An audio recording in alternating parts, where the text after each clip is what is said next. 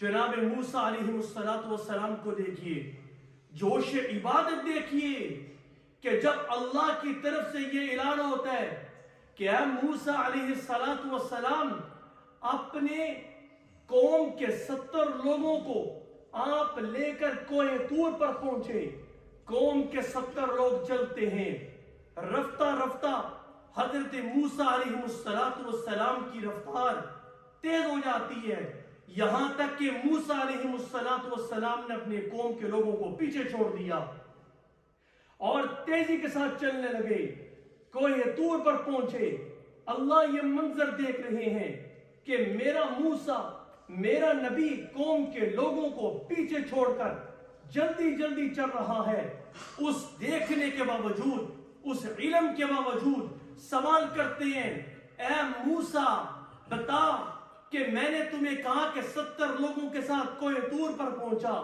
کس چیز نے آپ کو اجلت میں ڈالا، کس چیز نے آپ کو جلدی میں ڈالا کہ وہ 70 لوگ پیچھے سے جو آ رہے تھے آپ کے ساتھ آپ نے ان کو پیچھے چھوڑ دیا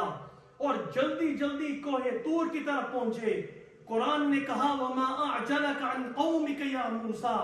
قَالَ هُمْ أُولَٰئِكَ عَلَىٰ أَثَرِي وَعَجِلْتُ إِلَيْكَ رَبِّ لِتَرْضَىٰ۔ اے موسیٰ کس چیز نے آپ کو اجرت میں ڈالا کہ آپ کوہ طور کی طرف جلدی آپ نے کی، اور وہ لوگ کہاں ہیں آپ کی قوم کے لوگ؟ تو موسیٰ علیہ السلام نے کہا مولا وہ میرے پیچھے آ رہے ہیں اور میری جلدی آنے کی وجہ یہ تھی رب لترضیٰ، مولا تاکہ جلدی جلدی میں تمہیں راضی کر دوں۔ اور یہاں ایک نقطہ بیان کرتا چلوں، حضرت موسیٰ کوہ طور کی طرف چلتے ہیں اور چلتے کیوں ہیں جلدی؟ تاکہ اللہ کو راضی کریں۔ اور میرے نبی کا مقام دیکھیے، میرے نبی کا مرتبہ اور مقام دیکھیے، میرے نبی کی شان دیکھیے کہ موسیٰ کوہ طور کی طرف چل کر خود جلدی کرتے ہیں تاکہ رب راضی ہو جائے، تاکہ اللہ کی رضامندی ہمیں مل جائے۔ اور امام الانبیاء علیہ السلام کو عرشوں والا خدا دعائیاں دے کر کہتا ہے وَلَسَوْفَ يُعْطِيكَ رَبُّكَ فَتَرْضَىٰ، اے میرے نبی، اے محمد صلی اللہ علیہ وسلم، میں تمہیں اتنا دوں گا کہ آپ راضی ہو جائیں گے۔ دیکھنے کا شکریہ۔ مفتی عثمانی کے بیانات اور شرعی سوالات و جوابات کو لائک، شیئر اور سبسکرائب کرنا نہ بھولیے۔ Thanks for watching. Don't forget to like, comment and subscribe to Mufti Usmani's official channel. ان الحمد للہ والصلاة والسلام على رسول اللہ، اما بعد فاعوذ باللہ من الشیطان الرجیم، بسم اللہ الرحمن الرحیم، یرید اللہ بکم اليسر ولا یرید بکم العسر، صدق اللہ مولانا العظیم۔ اللهم صل على محمد وعلى آل محمد كما صليت على إبراهيم وعلى آل إبراهيم إنك حميد مجيد، اللهم بارك على محمد وعلى آل محمد كما باركت على إبراهيم وعلى آل إبراهيم إنك حميد مجيد۔ حضرات محترم، بھائیوں، بزرگوں، دوستوں، نوجوان ساتھیوں، آج عید الفطر کا دن ہے۔ مسلمانوں کے لیے یہ دن یوم الجائزہ کے نام سے جانا جاتا ہے۔ یہ انعام کا دن ہے، خوشیوں بھرا دن ہے۔ وہ مومن جو رمضان المبارک کے روزے رکھتے رہے، رات کو قیام کرتے رہے اور اپنے آپ کو شہوات سے بچا کر، اپنے آپ کو نافرمانی سے بچا کر رمضان المبارک میں اللہ کی خوشنودی حاصل کرتے رہے، آج کا دن ان لوگوں کے لیے بہت بڑا دن ہے۔ میرے بھائیوں، اللہ رب العزت قرآن مجید کے اندر ارشاد فرماتے ہیں يريد الله بكم اليسر ولا يريد بكم العسر وَلِتُكْمِلُوا الْعِدَّةَ وَلِتُكَبِّرُوا اللَّهَ عَلَى مَا هَدَاكُمْ وَلَعَلَّكُمْ تَشْكُرُونَ کہ اللہ تمہارے ساتھ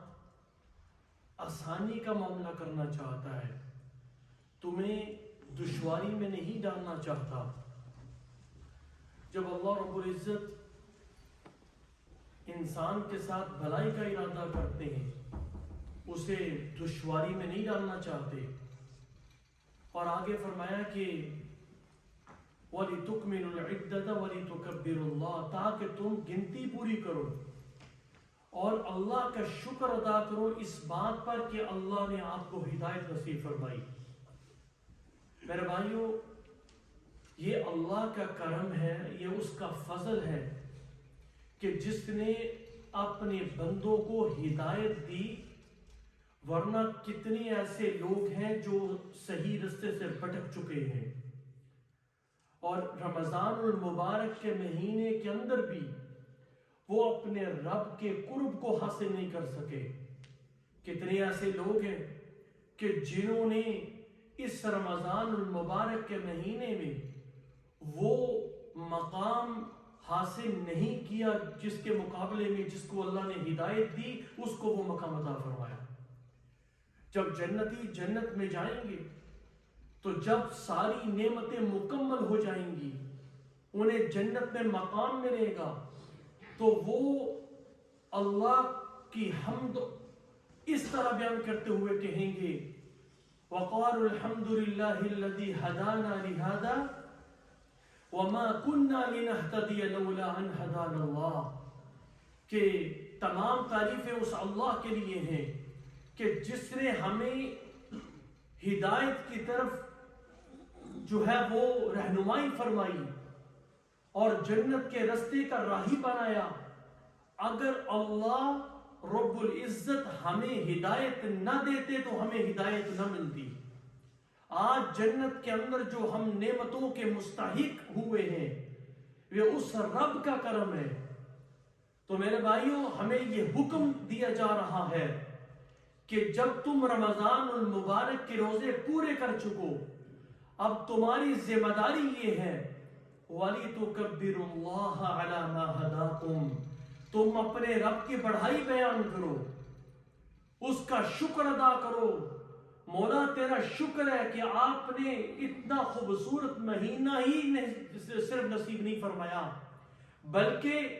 آپ نے اس مہینے کی برکات سے ہم سب کو مستفید فرمایا۔ مولا تیرا کرم، تیرا فضل ہے کہ گناہوں کے باوجود، گندگی میں لتھڑے ہونے کے باوجود آپ نے اپنی نظر شفقت اور نظر رحمت ہم پہ کی ہے، کہ جس کی وجہ سے ہم دن بھر روزہ رکھنے کے قابل ہوئے ہیں اور رات کو قیام کرنے کے قابل ہوئے ہیں۔ اور یہ عبادت کا تعلق صرف رمضان المبارک کے ساتھ نہیں ہے کہ ہم رمضان گیا عبادت بھی گئی۔ لوگوں، جو مومن ہوتا ہے اس کی کیفیت یہ ہوتی ہے کہ اس کا دل اگر عبادت کی طرف مائل نہ ہو تو وہ تڑپتا ہے، اور مومن کی، مسلمان کی زندگی کی قدر و قیمت اللہ کی نگاہ میں تقوی کے ساتھ ہے۔ ورنہ اگر کسی کی زندگی گناہ سے بھری ہوئی ہے تو اللہ کے نزدیک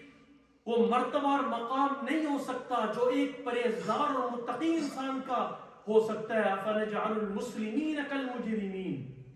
مجرمین مسلمین کی طرح نہیں ہو سکتے۔ اور جو جہنمی ہے، لا يستوي اصحاب النار واصحاب الجنہ اصحاب الجنۃ هم الفائزون، اللہ فرماتے ہیں کہ جو جہنمی ہے وہ جنتیوں کی طرح نہیں ہے، ان کے برابر نہیں ہو سکتے۔ اصحاب الجنۃ هم الفائزون، جو جنتی ہیں وہ کامیاب لوگ ہیں۔ تو بات یہ عرض کرنا چاہ رہا ہوں کہ جس طرح پھول سے خوشبو نکال لی جائے تو وہ پھول بے قدر ہو جاتا ہے، وہ اپنی توقیر اور مرتبہ اور مقام کھو جاتا ہے۔ جب مومن کی زندگی سے تقوی نکلتا ہے، جب مسلمان کی زندگی سے پرہیزگاری نکلتی ہے، جب مسلمان کی زندگی سے وہ عبادت کا جوش اور جذبہ نکلتا ہے تو اس کی زندگی بھی زندگی نہیں بلکہ بے قدر ہو جاتی ہے، کیونکہ حقیقی زندگی وہ بندگی ہے، حقیقی زندگی وہ ایام ہے، حقیقی زندگی وہ گلدستہ مجموعہ عبادت ہے جس کے اندر اطاعت رسول اور اطاعت اللہ پائی جاتی ہے۔ اللہ اکبر۔ آپ دیکھیے ہر آدمی اس دور کے اندر پریشان ہے اور ہر ناممکن چیز کی طرف بھاگ رہا ہے، اور اس کا حل اللہ نے قرآن مجید کے اندر ہمیں بتایا، انبیاء کے واقعات کو بیان کر کے ہمیں بتایا کہ وہ لوگ اپنی ناممکن کو ممکن کس طرح بناتے تھے، تقوی کے ذریعے، جوش عبادت کے ذریعے، اللہ کو راضی کر کے وہ ناممکن چیز کو ممکن بنایا کرتے تھے۔ جناب زکریا علیہ السلام کے قصے کو اللہ بیان فرماتے ہیں، وَزَكَرِيَّا إِذْ نَادَى رَبَّهُ رَبِّ لَا تَذَرْنِي فَرْدًا وَأَنْتَ خَيْرُ الْوَارِثِينَ۔ اللہ سے وارث مانگ رہے ہیں، مولا 90 سال کی عمر ہے، جب انسان کو بچہ ملنے کی امید نہیں ہے، اس زندگی کے ایام میں، اس زندگی کی عمر میں کیا کہتے ہیں، مولا مجھے وارث عطا فرما۔ اور اللہ رب العزت نے ان کی دعا کو 90 سال کی عمر میں قبول فرمایا اور فرمایا وَوَهَبْنَا لَهُ يَحْيَا وَأَصْلَحْنَا لَهُ زَوْجًا، ہم نے اس کی بیوی کو، ان کی زوجہ کو، بیٹے کو جننے کے قابل بنایا، اور جناب زکریا علیہ السلام کو یحییٰ عطا فرمایا 90 سال کی عمر میں۔ اور اس ناممکن چیز کو ممکن بنانے کے پیچھے حضرت زکریا کی صفت کو بیان فرماتے ہیں، کیوں یہ ناممکن چیز ممکن ہوئی۔ انہم کانوا یسارعون فی الخیرات ویدعوننا رغبا ورہبا، فرمایا کہ وہ نیکی کے کاموں میں بڑھ چڑھ کے حصہ لینے والے تھے، جب نیکی کا موقع آتا تو وہ بڑھ چڑھ کے حصہ لیتے تھے، سبقت کرتے تھے، نیکی کرنے میں جلدی کیا کرتے تھے، اور ان کے پکار کے اندر جوش پایا جاتا تھا، جذبہ پایا جاتا تھا، جس کی وجہ سے اللہ رب العزت نے ان کی ناممکن چیز کو ممکن بنا دیا۔ تو آج ہمارے لیے بھی یہی میسج ہے، آج ہم اگر ناممکن کو ممکن بنانا چاہتے ہیں اور دنیا کو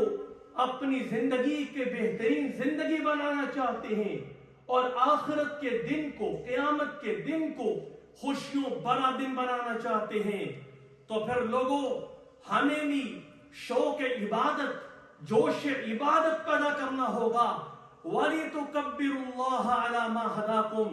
اللہ نے جس چیز کی ہدایت تمہیں عطا فرمائی ہے اس پر اللہ کی بڑائی کو بیان کرو۔ جناب موسیٰ علیہ السلام کو دیکھیے، جوش عبادت دیکھیے کہ جب اللہ کی طرف سے یہ اعلان ہوتا ہے کہ اے موسیٰ علیہ السلام، اپنے قوم کے 70 لوگوں کو آپ لے کر کوہ طور پر پہنچے۔ قوم کے 70 لوگ چلتے ہیں، رفتہ رفتہ حضرت موسیٰ علیہ السلام کی رفتار تیز ہو جاتی ہے، یہاں تک کہ موسیٰ علیہ السلام نے اپنے قوم کے لوگوں کو پیچھے چھوڑ دیا اور تیزی کے ساتھ چلنے لگے، کوہ طور پر پہنچے۔ اللہ یہ منظر دیکھ رہے ہیں کہ میرا موسیٰ، میرا نبی قوم کے لوگوں کو پیچھے چھوڑ کر جلدی جلدی چل رہا ہے۔ اس دیکھنے کے باوجود، اس علم کے باوجود سوال کرتے ہیں، اے موسیٰ بتا کہ میں نے تمہیں کہا کہ 70 لوگوں کے ساتھ کوہ طور پر پہنچا، کس چیز نے آپ کو اجرت میں ڈالا، کس چیز نے آپ کو جلدی میں ڈالا کہ وہ 70 لوگ پیچھے سے جو آ رہے تھے آپ کے ساتھ آپ نے ان کو پیچھے چھوڑ دیا اور جلدی جلدی کوہ طور کی طرف پہنچے۔ قرآن نے کہا وَمَا أَعْجَلَكَ عَنْ قَوْمِكَ يَا مُوسَىٰ قَالَ هُمْ أُولَٰئِ عَلَىٰ أَثَرِي وَعَجِلْتُ إِلَيْكَ رَبِّ لِتَرْضَى، اے موسیٰ کس چیز نے آپ کو اجرت میں ڈالا کہ آپ کو یہ طور کی طرف جلدی آپ نے کی، اور وہ لوگ کہاں ہیں آپ کی قوم کے لوگ؟ تو موسیٰ علیہ السلام نے کہا مولا وہ میرے پیچھے آ رہے ہیں اور میری جلدی آنے کی وجہ یہ تھی رب لترضا، مولا تاکہ جلدی جلدی میں تمہیں راضی کر دوں۔ اور یہاں ایک نقطہ بیان کرتا چلوں، حضرت موسیٰ کوہ طور کی طرف چلتے ہیں، اور چلتے کیوں ہیں جلدی؟ تاکہ اللہ کو راضی کریں۔ اور میرے نبی کا مقام دیکھیے، میرے نبی کا مرتبہ اور مقام دیکھیے، میرے نبی کی شان دیکھیے کہ موسیٰ کوہ طور کی طرف چل کر خود جلدی کرتے ہیں تاکہ رب راضی ہو جائے، تاکہ اللہ کی رضامندی ہمیں مل جائے۔ اور امام الانبیاء علیہ السلام کو عرشوں والا خدا دعائیاں دے کر کہتا ہے وَلَسَوْفَ يُعْطِيكَ رَبُّكَ فَتَرْضَى، اے میرے نبی، اے محمد صلی اللہ علیہ وسلم، میں تمہیں اتنا دوں گا کہ آپ راضی ہو جائیں گے۔ یہ مرتبہ اور مقام اور یہ شان امام الانبیاء علیہ السلام کو اللہ تعالیٰ نے عطا فرمائی۔ تو لوگوں دیکھیے، انبیاء کا منہج دیکھیے، انبیاء کا طریقہ دیکھیے، انبیاء کا جوش عبادت دیکھیے۔ اللہ اکبر، رسول اللہ صلی اللہ علیہ وسلم کے بارے میں آتا ہے کہ جب آپ کے ایام وفات تھے آپ پر غشی طاری ہوتی، جب آپ کو ہوش آتا تو امام الانبیاء علیہ السلام حسن و حسین کا نہیں پوچھتے تھے، پہلا سوال ہوش آنے کے بعد یہ ہوتا تھا اصل الناس، کیا لوگوں نے نماز پڑھی ہے؟ کیا لوگوں نے نماز پڑھی ہے؟ جواب ملتا وَهُمْ يَنْتَظِرُونَكَ یا رسول اللہ صلی اللہ علیہ وسلم، وہ لوگ آپ کا انتظار کر رہے ہیں، صحابہ آپ کا انتظار کر رہے ہیں۔ پھر غشی طاری ہوتی ہے، 3 مرتبہ یہ کام ہوا، 3 مرتبہ آپ پر غشی طاری ہوئی۔ جب افاقہ ہوا، حضرت علی اور عباس رضی اللہ تعالیٰ عنہما کو آپ نے کھڑا کیا، ان کے کندھے پر امام الانبیاء علیہ السلام نے سہارا لیا، اور حدیث میں آتا ہے کہ جب آپ نے دونوں کے کندھوں پہ سہارا لیا وَرِجْلَاهُ يَخُطَّانِ عَلَى الْأَرْضِ، اور رسول اللہ صلی اللہ علیہ وسلم کمزوری کی وجہ سے اپنے پاؤں کے ذریعے لکیریں بنا رہے تھے زمین پر تاکہ میں نماز کے اندر شامل ہو جاؤں۔ آج تو ہماری نمازوں کا بھی کوئی ٹھکانہ نہیں ہے، آج تو ہماری نمازوں کا بھی کوئی ٹھکانہ نہیں ہے، نمازیں قضا ہو جاتی ہیں لیکن کانوں پہ کوئی جوں نہیں رینگتی، فرائض جا رہے ہیں، زکوٰۃ اور صدقات اور دوسرے جو اعمال ہیں وہ جا رہے ہیں، لیکن ہمیں کوئی ٹس سے مس نہیں ہوتی۔ ورنہ ایک مومن، جو میں نے شروع میں کہا، ایک مومن کی زندگی سے اگر عبادت نکل جائے، ایک مومن کی زندگی سے اگر شوق عبادت نکل جائے، مومن کی زندگی سے اللہ کا ذکر نکل جائے، تو اس کی زندگی سے وہ خوشبو اور وہ نور بھی رخصت ہو جاتا ہے۔ ان اکرمکم عند اللہ اتقاکم، عزتوں کے متلاشی لوگوں، جو عزتیں چاہتے ہو اللہ کی نگاہ میں، عزت وہ جو آپ کو رب دے، مقام وہ جو اللہ آپ کو عطا فرمائے۔ اور رسول اللہ صلی اللہ علیہ وسلم نے فرمایا کہ جو آدمی اللہ سے محبت کرتا ہے، تقوی اختیار کرتا ہے، جب اللہ اس شخص سے محبت کرتے ہیں تو آسمان پر جبریل کو کہتے ہیں کہ آسمان والے فرشتوں میں، آسمان کی مخلوقات میں یہ اعلان کرو کہ اللہ اس شخص سے محبت کرتے ہیں۔ پھر وہ زمین والے جو فرشتے ہیں وہ اعلان کرتے ہیں، یہاں تک کہ جو زمین کے فرشتے ہیں وہ بھی اعلان، ان میں بھی اعلان ہوتا ہے، آسمان کے فرشتوں میں اعلان ہوتا ہے، جو زمین کی مخلوقات ہوتی ہے وہ اس شخص سے محبت کرنے لگ جاتی ہے۔ اور رسول اللہ صلی اللہ علیہ وسلم نے فرمایا کہ وہ محبت کی انتہا یہ ہوتی ہے، اگر کوئی مچھلی سمندر کی تہوں میں تیر رہی ہے وہ اللہ کی محبت کی وجہ سے اس شخص سے محبت کرنے لگ جاتی ہے۔ یہ سچی عزتیں ہیں۔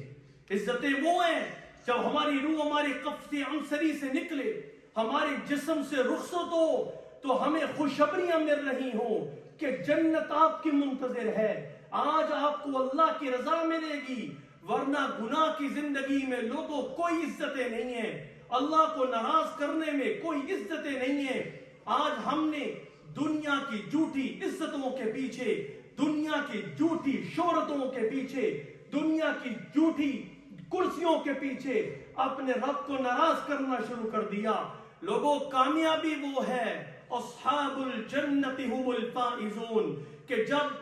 جنتی جنت میں جائیں گے وہ سب سے بڑی کامیابی ہے، وہ سب سے بڑی کامیابی ہے. تو بات یہ عرض کر رہا تھا کہ لوگوں صرف ہماری عبادت رمضان تک محدود نہ ہو،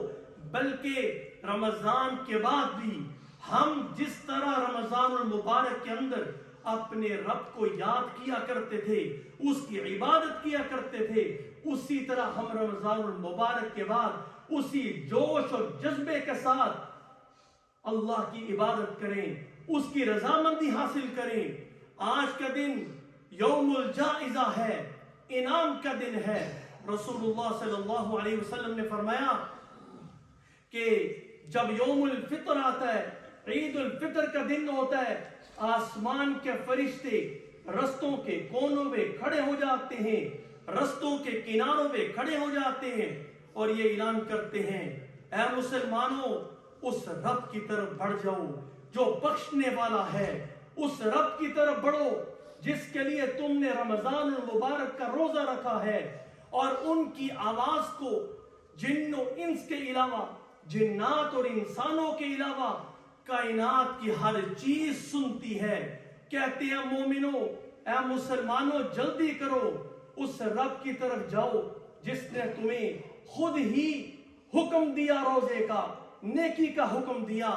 آج وہی تمہیں اس کا اجر دے گا. اور دوسری روایت کے اندر آتا ہے، جب فرشتے یہ اعلان کرتے ہیں، جب فرشتے یہ مژدہ ان کو سناتے ہیں، یہ خوشخبری سناتے ہیں، تو اللہ رب العزت ان سے سوال کرتے ہیں، اے میرے فرشتوں، جو مزدور ہے اگر وہ اپنی مزدوری مکمل کر چکا ہو، اگر کوئی مزدور ہے اس نے اپنا کام مکمل کر لیا، اب اس کا اجر کیا ہے؟ وہ فرشتے کہتے ہیں، مولا اس کا اجر یہ ہے کہ اس کی مزدوری اسے واپس دے دی جائے. تو اللہ فرماتے ہیں، اے میرے فرشتوں، گواہ رہو، گواہ رہو، وہ لوگ جو